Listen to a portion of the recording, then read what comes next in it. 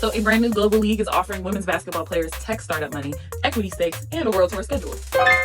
And now, 2 of the most decorated veterans in the WNBA have officially signed on. This is bigger than off-season basketball. This is a shift in power. Hi, I'm Lorraine, your favorite lawyer, and this is the Rapid Rundown. And welcome to Emerging Leagues. This is my new mini-series breaking down the ventures and investor-driven models challenging the WNBA. From global play to player-run innovation, I'm tracking how new money, new models, and new leverage are reshaping the future of the sport.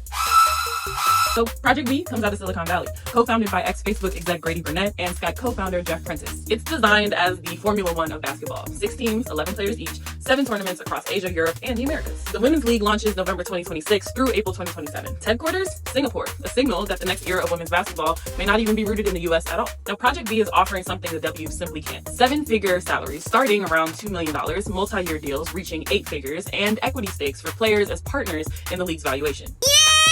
Investors include Quiet Capital, Mangrove Capital, Sequence Capital, and more than 40 tech names connected to companies like Skype and Cisco. Now, the league insists it has no Saudi funding, but it has partnered with Salah, a Saudi PIF-owned events company, so the dollars and the optics don't quite align.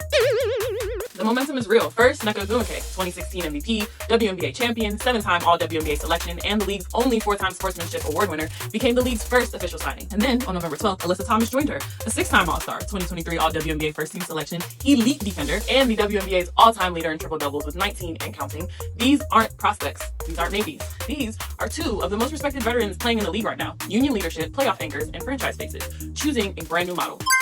The timing is not accidental. Both signings came as the WNBA CBA negotiations hit a stall and moved into an extension window. And since moving into that extension window, we haven't really heard anything about negotiations.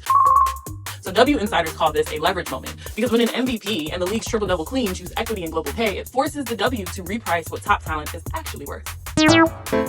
Project B claims it's additive, not adversarial, but every disruptor eventually forces the system to adapt, which just means we have a lot of unanswered questions. Will exclusivity clauses appear? Will college athletes be recruited directly, like we've seen with Unrivaled? And what does it mean when the future of women's basketball is being built in boardrooms from Singapore to Silicon Valley? Because this isn't just about replacing the W, it's about rewriting the bargaining table. Project B gives players a second market, a second valuation, and a second definition of their worth. And once athletes have multiple pathways, you don't just change contracts, you change the entire power structure. We're entering an ecosystem era, domestic, global, player-run, and venture-backed. The real question isn't whether these leagues compete with each other. It's how players will use this expanded landscape to shape the future of women's basketball on their own terms. This is the first episode of my Emerging League series, and if you're wondering how Project B really came together, the early strategy, the dual gender plans, the global politics, that's coming in my Quick 5, where I'm going to break down the parts of the story that didn't make the headlines, or maybe that you just missed. Make sure to follow for the full series as I track the new power centers of women's basketball. I'll see you very soon.